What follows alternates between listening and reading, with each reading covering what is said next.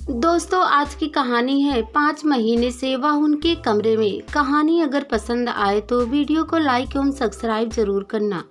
पहली मंजिल पर रह रहे किराएदार के कमरे से सुबह सुबह तेज चीखने की आवाज भूतल पर रह रहे मकान मालकिन सुरेंद्र चंद्र की पत्नी ने सुनी। आवाज सुनकर एक बार तो वह सोच में पड़ गई, लेकिन दूसरे ही पल लगातार आ रही चीखों को सुनकर वह एक ही सांस में सीढ़ियां चढ़कर किराएदार नर्स सोनम पांडे के कमरे में पहुंच गई, क्योंकि चीख उसी के कमरे से आ रही थी। वहां का दृश्य देखकर उनकी आंखें आश्चर्य से फटी रह गई। पीछे पीछे मकान मालिक सुरेश चंद्र भी वहां पहुंच गए। कमरे के फर्श पर सोनम और देवेंद्र झुलसे हुए पड़े थे। वहीं पर एक स्टील का डब्बा पड़ा था। कमरे में तेजाब की तेज दुर्गंध आ रही थी। दोनों ही तेजाब की जलन और दर्द से तड़प रहे थे। उस समय सुबह के यही कोई 7 बज रहे थे। इसी बीच झुलसी हालात में ही देवेंद्र ने अपने दोस्त शिवम को फोन किया। कुछ ही देर में शिवम ऑटो लेकर वहां पहुंच गया। वह अनान फनान में घायल देवेंद्र को ऑटो में लेकर अस्पताल जाने लगा। इस पर मकान मालिक सुरेंद्र चंद्र ने उसे कहा कि वह घायल सोनम को भी साथ ले जाए, क्योंकि इलाज की उसे भी जरूरत है। तब शिवम ने कहा, मैं पहले देवेंद्र को अस्पताल में भर्ती करा दूं, वह ज्यादा झुलस गया है, इसके बाद सोनम को ले जाऊंगा। इस तरह वह देवेंद्र को वहां से लेकर चला गया। जब शिवम सोनम को काफी देर तक लेने नहीं आया तो सुरेंद्र चंद्र ने इसकी सूचना थाना प्रभारी अरविंद सिंह कुमार को दे दी। थाना प्रभारी सूचना मिलते ही मौके पर पहुंच गए। उन्होंने तेजाब से झुलसी सोनम को एक निजी अस्पताल में भर्ती कराया।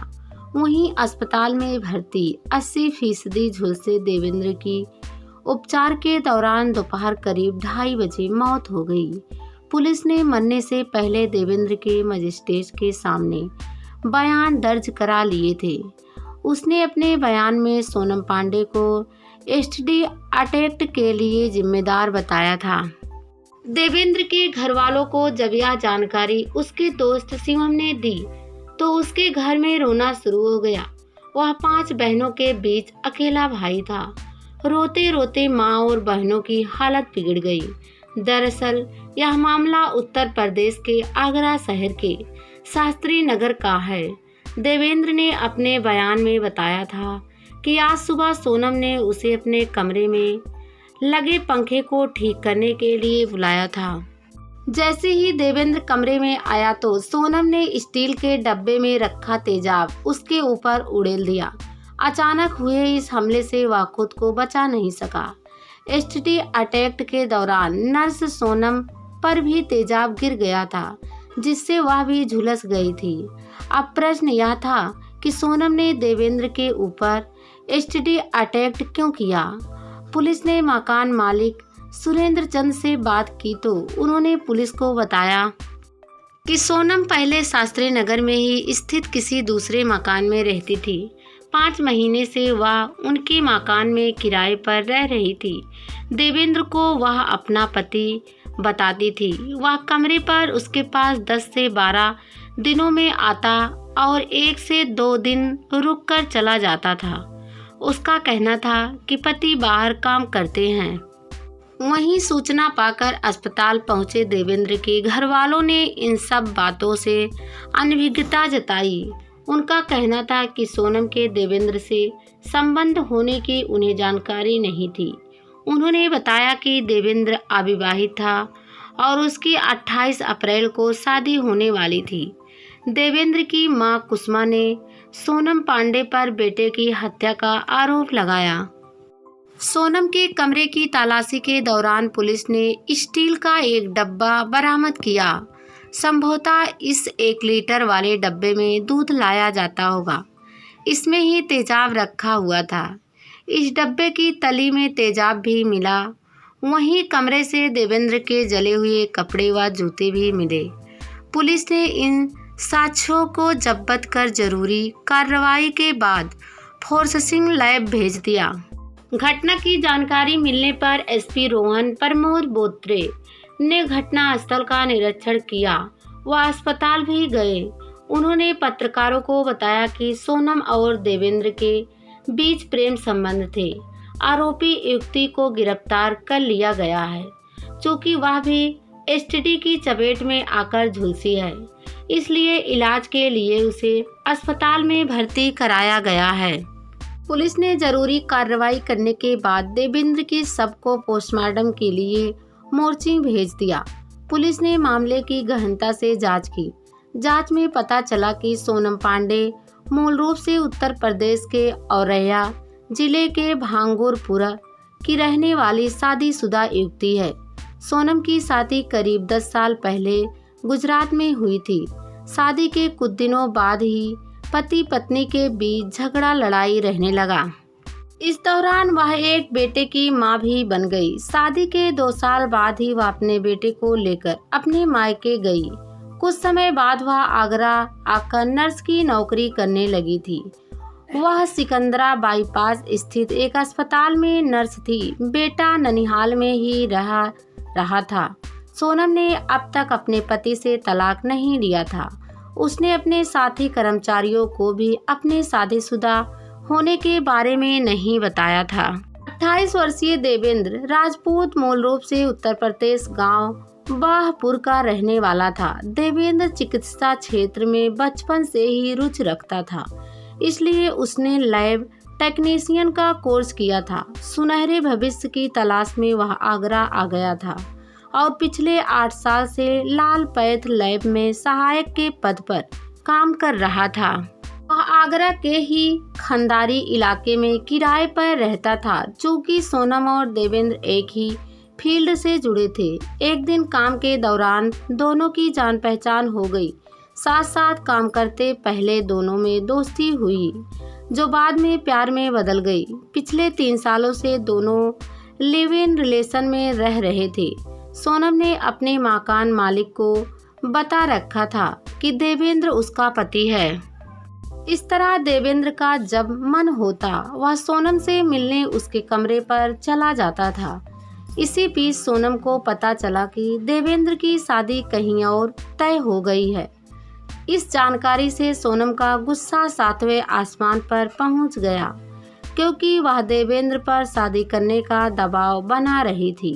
सोनम ने घटना से कुछ दिन पहले देवेंद्र से कहा, मैं तुमसे बहुत प्यार करती हूँ और तुमसे शादी करना चाहती हूँ। देवेंद्र को सोनम के बारे में पता चल चुका था कि वह शादीशुदा है और उसके एक बच्चा भी है। देवेंद्र तो सोनम के साथ पिछले 3 साल से केवल टाइम पास कर रहा था। देवेंद्र ने उसे समझाते हुए कहा, सोनम तुम शादीशुदा हो, तुम्हारे एक बेटा भी है और तुमने अब तक अपने पति से तलाक भी नहीं लिया है। ऐसे में हम शादी कैसे कर सकते हैं? ऐसी स्थिति में मेरे घर वाले भी शादी के लिए तैयार नहीं होंगे, फिर मेरी भी शादी तय हो चुकी है। देवेंद्र की इन बातों ने आग में घी डालने का काम किया। सोनम अपना आपा खो बैठी। उसने मन ही मन तय कर लिया कि वह अपने प्रेमी को किसी और का हरगिज नहीं होने देगी। अपने खतरनाक मसूबे की भनक उसने देवेंद्र को नहीं लगने दी। इस बीच देवेंद्र ने सोनम के कमरे और उससे मिलना जुलना भी बंद कर दिया। अपनी योजना को अंजाम देने के लिए सोनम ने एक दिन सुबह देवेंद्र को फोन कर कमरे का पंखा ठीक करने के बहाने अपने पास बुलाया था। देवेंद्र सोनम के कमरे पर पहुंचा तो उन दोनों के बीच शादी की बात को लेकर गर्मा गर्मी हुई। इसके बाद सोनम ने स्टील के डब्बे में पहले से लाए तेजाब से देवेंद्र पर अटैक कर दिया, जिससे वह गंभीर रूप से सिर से पैर तक झुलस गया। जानकारी मिलने पर घटना के दूसरे दिन सोनम के पिता आगरा आ गए। उन्होंने घायल बेटी को एशियन मेडिकल कॉलेज में भर्ती कराया। वहां उपचार होने से उसकी हालत में सुधार हुआ। हालांकि उस समय तक उसके बयान दर्ज नहीं हो सके थे। प्रेमिका के तेजाबी हमले ने एक साथ 3 परिवारों के अरमानों को झुलसा दिया। 5 महीनों में इकलौता भाई और एक माँ से उसका घर का चिराग छीन लिया। माँ और बहनें देवेंद्र के सिर पर सेहरा बांधने की तैयारी में जुटी थी। शादी के कार्ड भी छप गए थे। शादी में बुलाने वाले को कार्ड भेजने की तैयारी चल रही थी। वहीं कासगंज की रहने वाली जिस युवती से देवेंद्र का रिश्ता तय हो गया था और 1 महीने बाद दोनों को फेरे लेने थे, उसके अरमानों को भी तेजाब से हमेशा के लिए झुलसा दिया। पोस्टमार्टम के बाद देवेंद्र का शव रात 9 बजे जब घर पहुंचा तो बेटे का शव देखकर मां बेहोश हो गई। वहीं 5 बहनें अपने छोटे भाई के शव से लिपटकर रोने लगी। पूरे गांव में शोक का माहौल था। उधर जिस घर में देवेंद्र की बारात जानी थी, वहां उसकी मौत की खबर पहुंचने से कोहराम मच गया। दूसरे दिन शुक्रवार की सुबह देवेंद्र का शोकपूर्ण माहौल में अंतिम संस्कार किया गया। सभी का कहना था कि देवेंद्र की हत्या आरोपी को सख्त से सख्त सजा मिलनी चाहिए।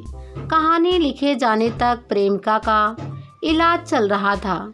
ठीक होने पर उसे जेल जाना पड़ेगा।